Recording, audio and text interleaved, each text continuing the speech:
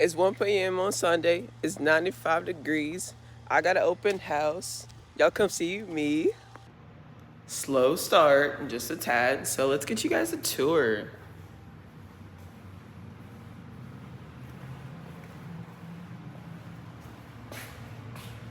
Okay, so I'm just now walking in. I think this should be changed to a room. If not this one, then the other one. So there's one here. This one comes off the kitchen. Right. Front door. But then this one is off the living room. So I'm thinking maybe this one could be a room or an office space, you know? You could even build in like a bathroom here, you know? Executive suite. Because there's no bedrooms downstairs, right? And then I go into here, I'm in the living room. I know y'all see that bowl, we'll get to it. To the kitchen, right? Beautifully remodeled, new cabinets, new appliances. That's one way to like negotiate. You just keep the plastic on your appliances. And then you'd be like, yeah, it's new, like new, you know? Laundry's over here, which is okay. If you're eating dinner and your dryer's on, it's kind of, it's all right. I'm gonna put my old clothes in here. I might show you my bag. All right, before we go upstairs, let's get into this pool. To be honest, whoever did this pool in this outside area and just in general deserves an award. Because look at this. The pool's great, right? We get it, cool.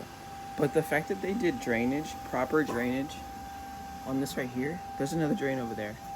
They painted the wood on the fence. Good way to save money if you don't want to replace your fence and your pickets are just okay. You can stain them or paint them. They painted. And then they poured concrete. Concrete is cracking just a little bit, but that looks okay. It looks like it may have just been something wrong with the drainage plumbing, because you see these drains here and then that's where the cracks go. Or they replaced this. Well, it would be a straight line. So I think this is what was replaced. And then they just painted the concrete. Recaulked everything for drainage. They really care about drainage, which I really like. These retaining walls are good. This pool looks amazing. It's really clean. It's hard to keep a pool clean when it's 100 degrees out, so that's really good. That means that system is doing exactly what it's supposed to do. Cool beans, cool beans. And then we kept some green space, so if you have a dog and you're like, there's no backyard, there you go. You're welcome. I would replace these windows, but negotiation's everything. We'll get that new. We'll get that done. No way. No way. No way. Well, rule number one in real estate, never close the door behind you. I think it closed behind me, like, not on purpose. Oh man, there's not a gate here either. Jesus Christ. Well, here we go. In real time, you guys, you're witnessing my mistakes, but it's okay. The only horror story I've ever heard of this is a guy had to like hop over a fence. Ooh, I am locked in here. I think I am gonna have to hop over a fence.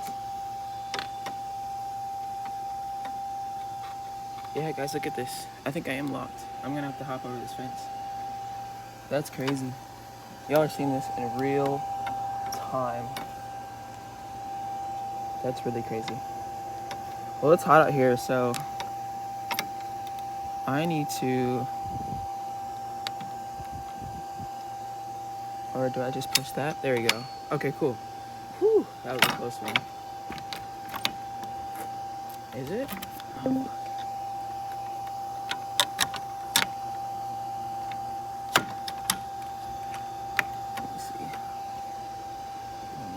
so hot. All right, down, open, midway, and then push. Oh no, guys, it doesn't even open. Oh, it's just stuck. All right, I'm gonna put y'all down.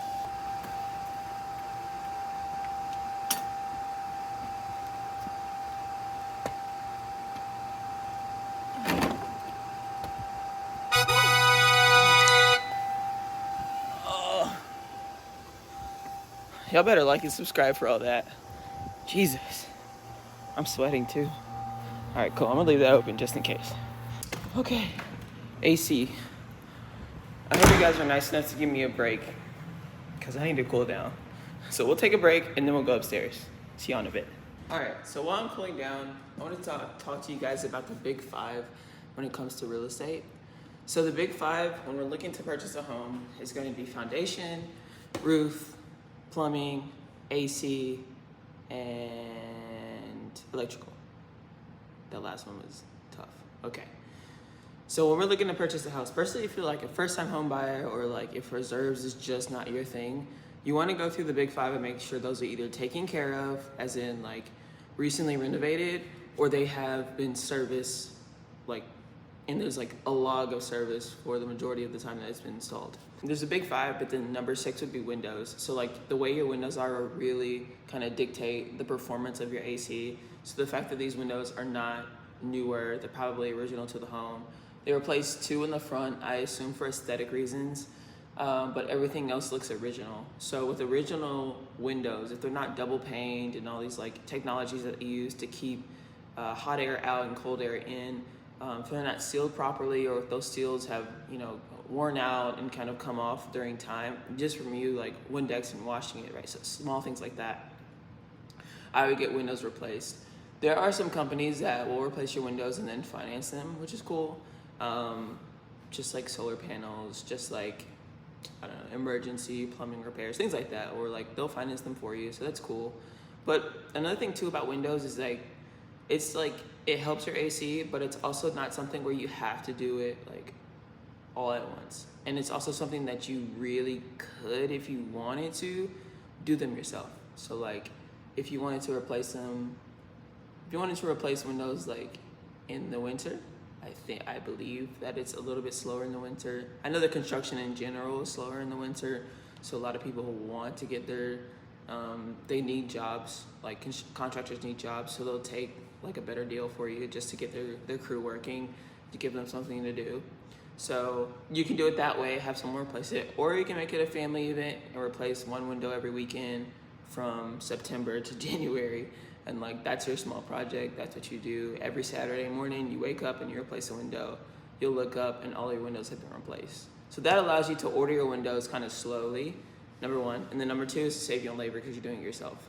I would say just make sure you do a lot of research. Make sure you're learning from people. There's people on YouTube that are actual contractors, and they'll start the video and they'll say, hey, I know not everyone here could afford my services. However, everyone deserves to have an efficient AC system, needs new windows, etc., etc. I'm gonna teach you how to do it as a professional would. I would look for those videos, watch them more than once, and then take action. You can always ask too people, like either in Home Depot or in forums for contractors on Facebook or on Reddit. Just get more information before you tackle a project. So anytime I do anything, whether it's like troubleshooting my lawnmower, you know, I'm gonna watch at least 2, maybe 3 YouTube videos to make sure I'm doing it correctly, and then I'm gonna take my time during the project. So DIY is something that you definitely can do with your home. I would just be extremely careful. And number 1, avoid when it's out of your scope of work. You will not see me touching a panel, an electrical panel. I'm not gonna plumb something. I'll look at my AC system, I'll wiggle a couple of wires, but if turning it off and turning it on doesn't work, I'm calling a professional. So when you are owning your home, you wanna make sure you understand like, what is your limit? And like, at what point am I like, no, let's bring in the big guns. And big guns can be something as simple as your neighbor who's a retired electrician, just becoming friends with him and then be like, hey, like, you are retired, do you want like a little project on the weekends? And some retired people are like, yeah, like, give me something to do, I'm retired, you know? And they'll come out and they'll help you. So those are just some things that you wanna like look into, understand. Unfortunately, I have asked all my neighbors what they do, and none of them service the big 5. So luckily I have clients that have connections with the big 5. So I've just been doing that and getting 3 quotes, of course, every time before I do something. So yeah. This has turned into a rant because I'm stalling for people to come in. So I'll probably chop this up a lot, but yeah, let's get back to this upstairs because it's cool. Let's do it. My gimbal died, guys, so we are going to do the old-fashioned hold and record. So we're going upstairs. I really like how upstairs is laid out. You got a nice little view of your neighbors. That's really cool. And I like that you can like change the bulbs right here. That's cool. All right, upstairs has 3 bedrooms and like a little game room / meeting room area. This is pretty cool, very entertaining. 1 bedroom here. She's nice, she's nice. Get you some wide angle. All right, cool. 2nd bedroom here. We love the blue. Spacious closet. And they did a system in here too. That's really cool. Maximize your storage.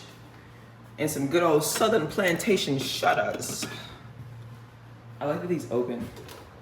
Oh, you can clean everything. Nice and neat. All right. And then these 2 bedrooms, they share this bathroom. Boom. And then you'll close it for your linens. Put some shelving in there, but IKEA, no problem. All right, cool beans, cool beans. We'll make it around town.